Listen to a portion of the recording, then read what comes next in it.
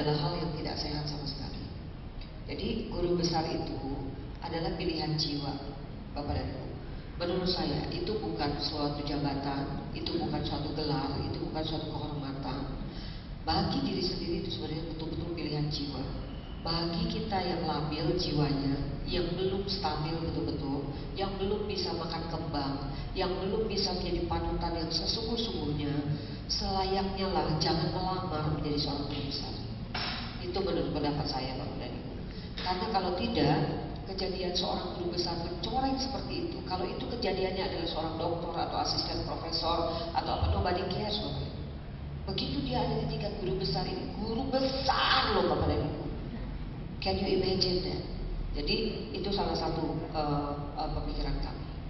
Yang kedua sih, di ITB ketika saya jadi dosen ITB, ini adalah masalah yang penting.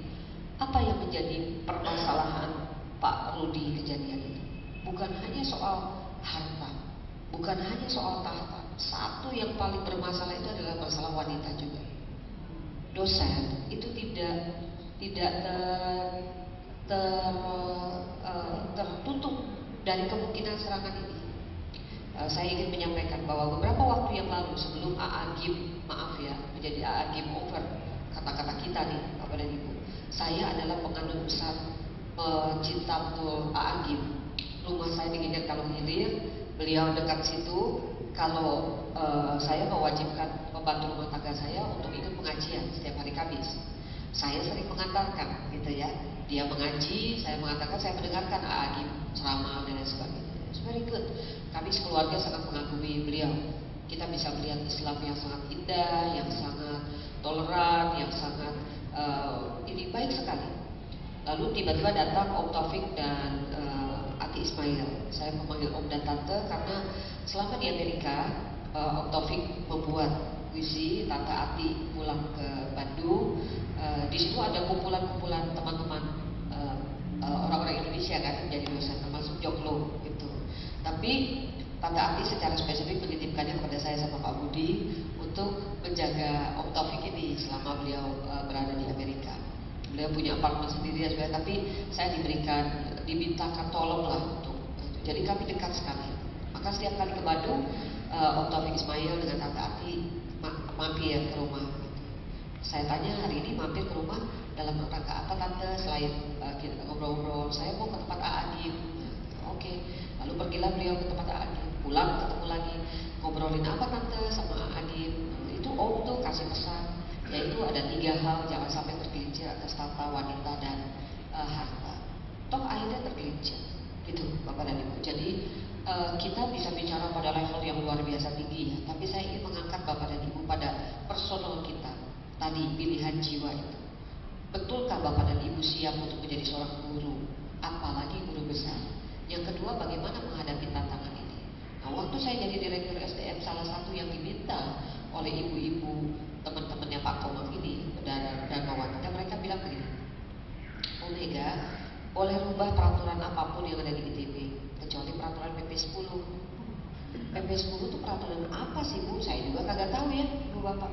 Ternyata PMS itu diatur kalau si suami ya, dia nggak bilang istri ya Pak Komang ya, suami itu selingkuh gitu kan, istrinya bisa lapor kepada atasan agar pangkatnya ya bisa diturunkan sampai dipecat gitu loh Bapak. Itu PP 10. Nah itu dia Bapak dan Ibu, para istri aja keberatan untuk mencabut peraturan itu.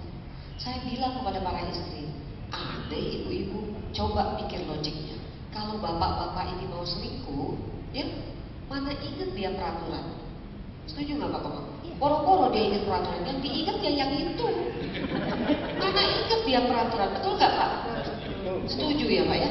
Jadi saya bilang bagaimana Bapak Ibu mau mengingatkan PP 10, padahal bapaknya sendiri kagak ingat apa-apa soal itu. Boro-boro lah Pak, Bu. Dia mau selingkuh ingat aturan, nggak akan. Yang di kepala itu kata saya begitu. Ya tapi Bu Mega itu pentinglah untuk menjaga etis ada rasa takut. Oh jadi ibu mau menekankan rasa takut agar bapak tidak selingkuh.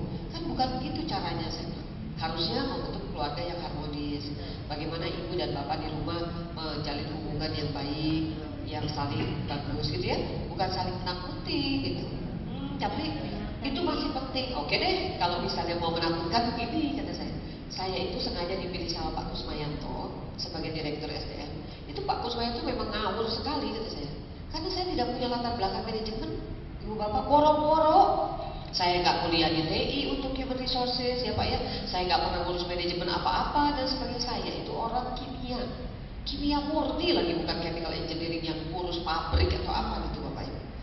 Waktu dipilih menjadi Direktur SDM, itu UI memperkenalkan Pak Usman. Ini adalah Direktur SDM-nya UI. Katanya 10 tahun pengalaman di Unilever, 20 tahun di sini gitu, mengurus human resource gitu. Ini adalah yang dari UGM, 12 tahun di sini, 10 tahun di sini gitu loh, ngurus human resource. Ini adalah IPB, doktor dari human resource gitu. Saya bilang ke Pak Gus, jangan kenalin saya. Jangan kenalin saya, jangan saya. Gak, waktu itu kita yang, tapi Pak Gus kan orangnya baik banget ya. Ini Direktur SDM ITB, Ibu Mega, tik aja selesai sampai di situ. Dia mau kenalin apa? Saya nggak punya pengalaman, ya kan? Akhirnya saya ngomong juga kepada mereka, Bapak dan Ibu, saya itu dipilih Pak Kusmayanto. Pak Kusmayanto belum cerita latar belakang saya kimia murni. Saya itu ahli zat-zat kimia berbahaya. Barangkali bagus untuk proses efisiensi pegawai. Terus katanya Pak Kusmayanto, kelo, sampean. Kata saya udah bilang jangan kenalin saya.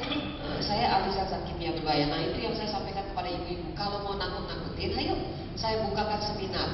Yaitu seminar bagaimana penggunaan zat-zat kimia berbahaya untuk mencegah perselingkuhan. Ya, kalau pakai ini sedikit, itu ya Pak ya. Apanya? Saya bilang, kalau pakai zat yang ini sedikit dicampur teh ya, selama 15 hari, akhirnya itu jari agak gemeteran. Ya. Kalau yang ini nanti tangan agak sebelah kiri saja Bu, kedut-kedut. Nah yang sebelah itu nanti kakinya goyang-goyang, terakhir kepalanya nggak bisa diam. Mau nggak ikut seminar? Mau katanya gimana? Well, dia suka rela untuk suka dukanya menjadi Direktur SDM. Satu lagi, bapak-bapak itu di ITB. Sekali lagi saya tidak bicara pada tingkat yang luar biasa tinggi. This is ourselves ya, to be ourselves. Are we ready to be that? Nah, Bapak dan Ibu akan menghadapi banyak sekali kalau nanti Bapak dan Ibu sudah canggih, banyak sekali tawaran pekerjaan. Ya kan, tawaran pekerjaan itu terus banyak duitnya. Ada proyek dengan ini, dengan itu dan sebagainya. Dosen ITB itu banyak yang punya kayak gitu Bapak Ibu. Soalnya kalau gaji PNS memang tidak mungkin lah mengapa saya mendirikan partai PDIPP itu. Ya kan, kita tuh gajinya jauh lebih rendah daripada seorang sekretaris kok. Sekretaris di corporate.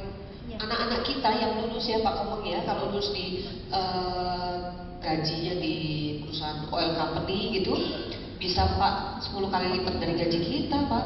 Terus kalau naik pesawat nih, saya sama Komeng jalan ke ekonomi. Anak-anak kita di bisnis ya, karena kalau terbang 4 jam peraturan company mereka harus bisnis gitu. Kita mau 12 jam, mau ke Papua, mau ke Tololeo, mau kemana gitu Pak, sampai pegel-pegel ekonomi gitu Pak. Jadi kan anak-anak kita seperti itu ya. Nah, akibatnya dosen memerlukan side income. Tidak bisa tidak. Itu yang harus Bapak Ibu pikirkan. Jadi supaya kita itu tidak hipokrit. Ya, side income gitu. Bagaimana kita dengan 3,5 juta dan sebagainya bisa hidup? Kalau anaknya sekian harus ke perguruan tinggi sekarang makin mahal begitu. Maka side income is very important.